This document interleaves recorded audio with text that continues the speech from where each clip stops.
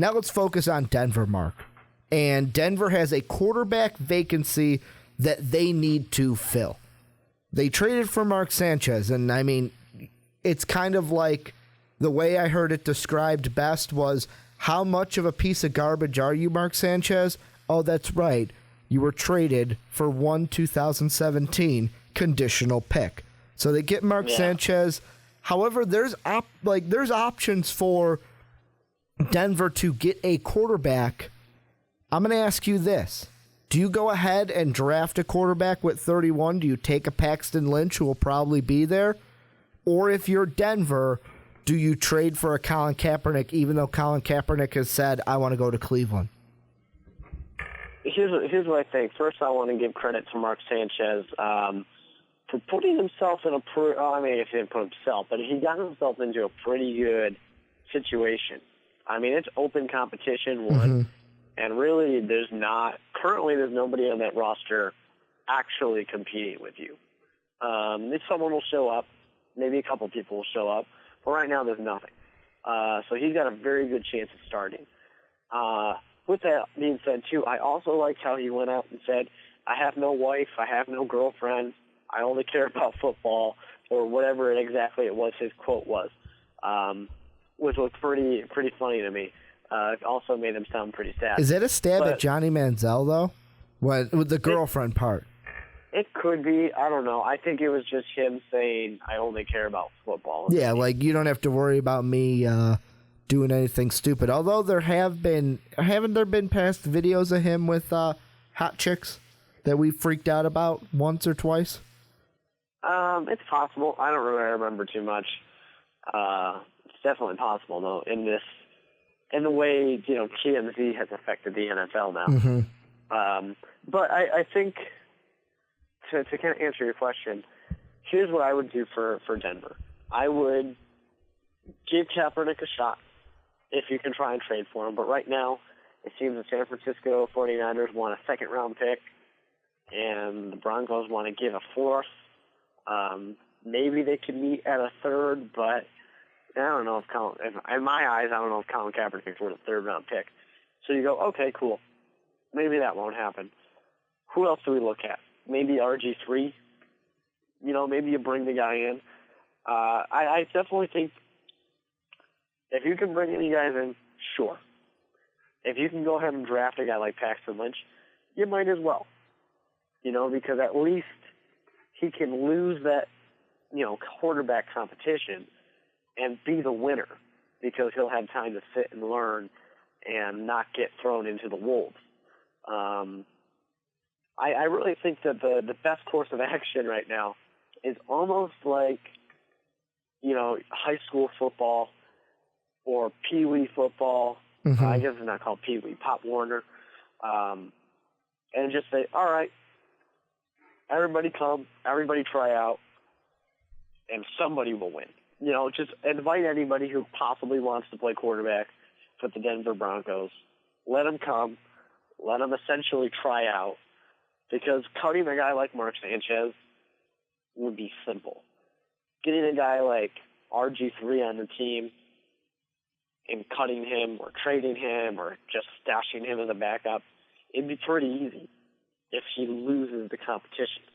They're not really going to lose anything out of doing this. Because it's not like there's a guy who, is the star. It's not like you're going to pay somebody the money that Brock Osweiler just got paid.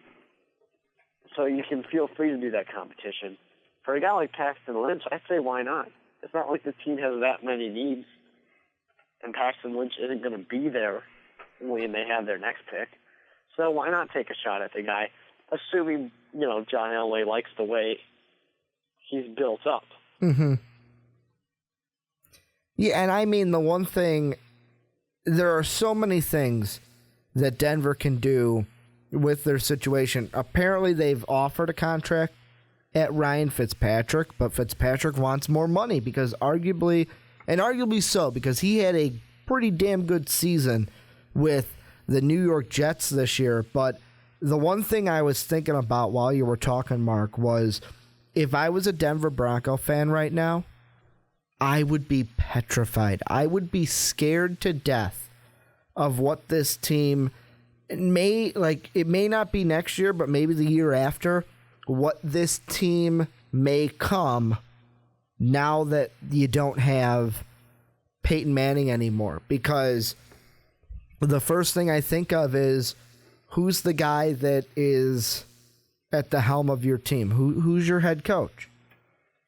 Gary Kubiak. Gary Kubiak has not won a Super Bowl as a head coach unless he's had Peyton Manning. You may say, well, Ricky, you're just making an easy just kind of jab at Gary Kubiak. He may be a good coach. I don't think Gary Kubiak is the best of coaches when it came to actually getting a team, unless he had that star quarterback. Matt Schaub. Look at all the times. They got to the playoffs, but they never got anywhere in the playoffs. That's the thing with this team, and this is going to be the big question. Can Gary Kubiak do it without that greatest of all time type quarterback leading your team? Can you do it? Right now I'm sitting there going, I don't think so. So that's why I'd be scared. Plus, Mark Sanchez is your quarterback right now. Mm-hmm. Mark Sanchez is your quarterback, and RG3 doesn't appeal to me.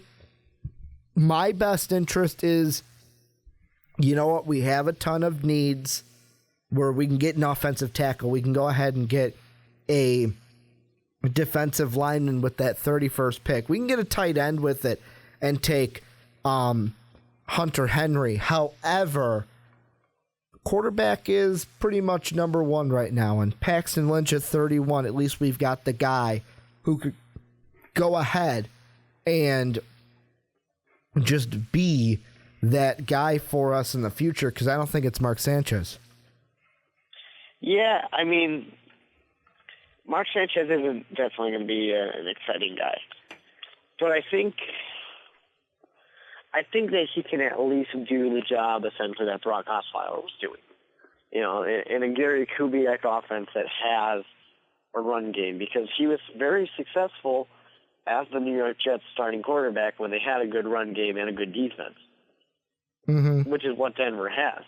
So he can just essentially do what he, became known for in his, first two, I think it was 2 years, not three, but those first few years in the NFL, and at least serve as a serviceable guy until someone like Paxton Lynch is ready to come in, or, Connor Cook, whoever they might draft. Connor Cook, who, by the way, really believes he's the best thing since sliced bread.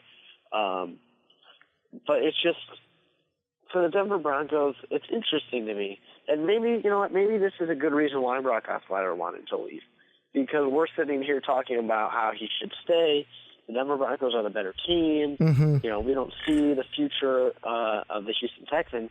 But at the same time, I don't think either one of us are that convinced about Gary Kubiak. I don't think either one of us think there's going to be a repeat or anything. So maybe Brock Osweiler made the right move. Let's be honest. Are you putting all your chips in on Bill O'Brien, though? No. I do think he's a good coach, though.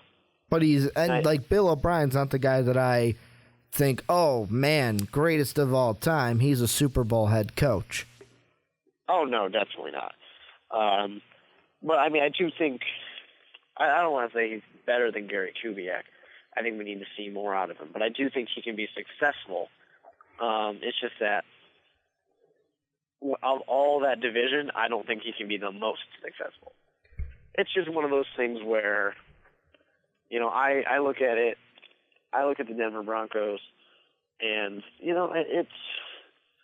it's not bad, but I can see them, I don't see them being the Patriots. I see them more being the Green Bay Packers. Always good. Sometimes they're the favorites. Not with Aaron Rodgers, of course. They're not going to have that level of quarterback now. Yeah. But they're just going to always be that team that seems like they should win, gets to the playoffs, doesn't win. As opposed to being the Patriots, which gets to the playoffs, most likely is going to get there, at least to the AFC Championship game, but can very well go to the Super Bowl. Do you want me to say something and scare Bronco fans? Do you want me to scare Bronco fans? I think you should do that. Right now, and Denver Bronco fans, I am speaking to you personally right now. I know the position you are in very fondly, except there's one difference.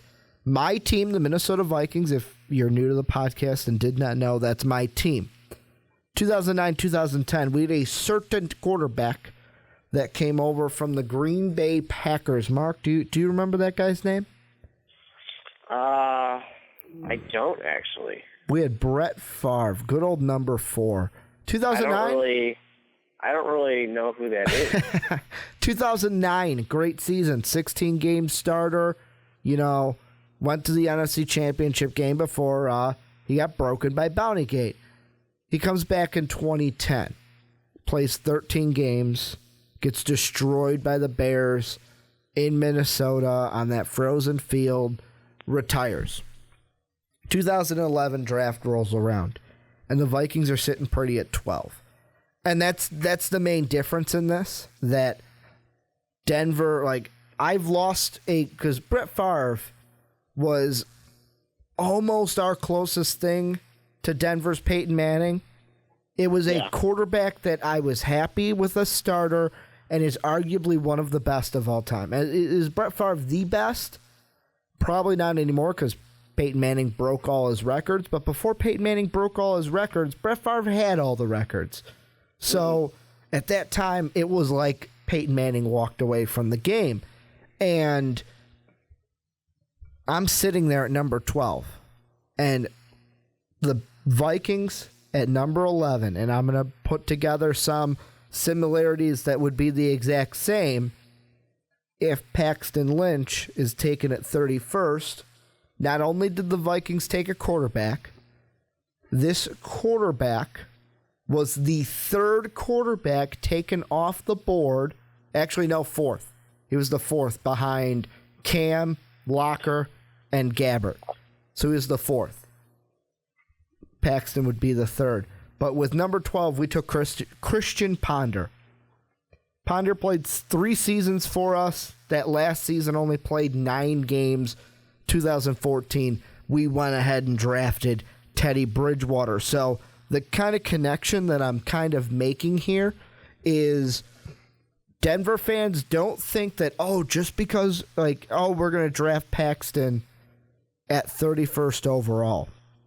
Don't think just because you're drafting this quarterback, he's going to be able to replace Brett Favre. Because if your history, or your future, I should say, plays out like my team's history did, Paxton Lynch is just a kind of placeholder.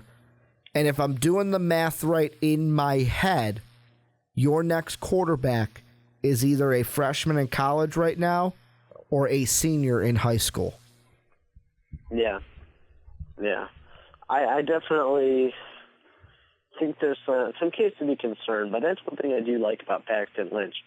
A lot of the comments about him were he can be really good in the NFL. He just needs a year or two to learn, to catch up. Oh, and he'd be thrown right into the fire in Denver. I don't necessarily know if I agree with that because I think that there's such an open quarterback competition, and John Elway is the kind of guy to, get Brock Osweiler and sit him for a long time. He's the kind of guy to say, I don't care. Yeah, I don't care that we drafted you 31. It's You're easy gonna sit because Mark Sanchez is the guy who won the job or whatever. It's easy to make that kind of a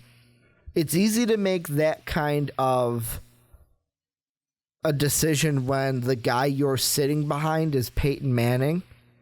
But when the guy that Paxton would be sitting behind, as of right now, is Mark Sanchez, that to me gets a little murky because Mark Sanchez, when he's on, he's a pretty good quarterback, I'll be honest. When Mark Sanchez is on and is playing his best football, he's a decent quarterback.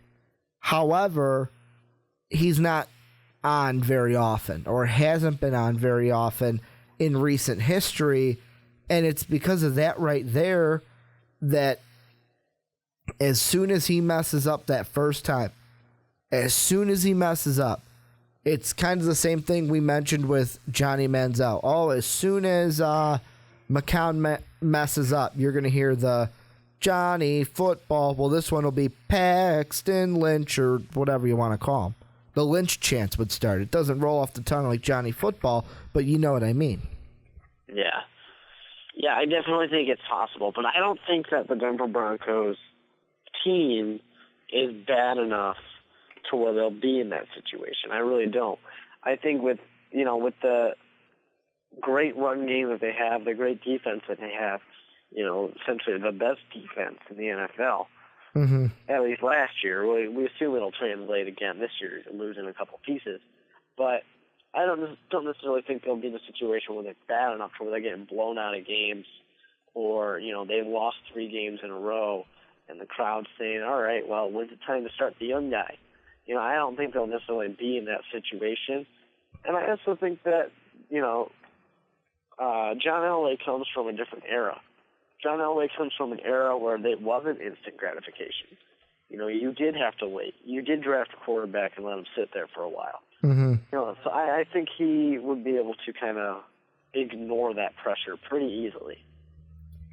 Now, I'm going to throw out 2 names, and I'm going to let you kind of tell me which you would do. I'm looking right now at walterfootball.com, and they have, going to the Broncos, 94th overall in the 3rd round, Dak Prescott, quarterback out of Mississippi State. He's not the one I was going to throw out. I was going to throw out a certain quarterback from The Ohio State University. Is there maybe a chance that, John Elway's, they've done it before when they've drafted Tim Tebow. And when I say that, they've made the crazy move before, because that was definitely, to me, a crazy move to draft Tim Tebow when they did. Does John Elway go, you know what, we don't need Paxton at 31. We're going to hit a different need because I can get a guy, maybe a guy like Dak Prescott, who coming out of Mississippi State, or the big name who won a national title 2 years ago, Cardell Jones? Yeah, I don't really see Jones happening. I honestly don't really see Jones getting drafted by anybody. I just don't think he ever really showed that much. Yes, the man won a national championship, and that was a crazy streak that he went on. But then what did he do next year? Nothing anybody's proud of. He should have came out last year. He should have. It's. I don't see him in the conversation at all. Undrafted free agent, basically, or CFL. So Dak Prescott, I can see something like that happening. Maybe Christian Hackenberg, one of these type of guys who's going to be available later. Or it might even be the situation where they sign RG3. They've already got Mark Sanchez. They find their way to, somebody else they feel kind of comfortable with. And they sit there and go, okay, well, we got 3 guys. Let them compete. Let them see. And we'll reevaluate. Because we just don't care that much about this draft class of quarterbacks. And this is a great defensive draft class. So maybe they want to focus on, filling some of the holes that there are now, getting young guys in there to replace some of the veterans that left. It's definitely an option in that case. And in that situation, you're doing exactly what I said you'd do with Paxton Lynch. And you're saying, cool, quarterback X is going to start because they will do well enough. We can probably win the division, or at least be in competition with the Chiefs and maybe the Raiders to win this division with, quarterback X. And just let this guy sit. Don't throw him into the fire. Let him do whatever learning it is that he needs to do, whatever catching up that he's going to need to do. Especially maybe if a guy like Robert Nkemdiche falls. Because then they would, I just think, who did the Broncos trade up for last year? A guy in Shane Ray that had some questions, and he fell. So maybe if Nkemdiche's there, they take him at 31 and look at the quarterback for a different time. But it's going to be interesting to see what Denver does with their murky kind of quarterback situation.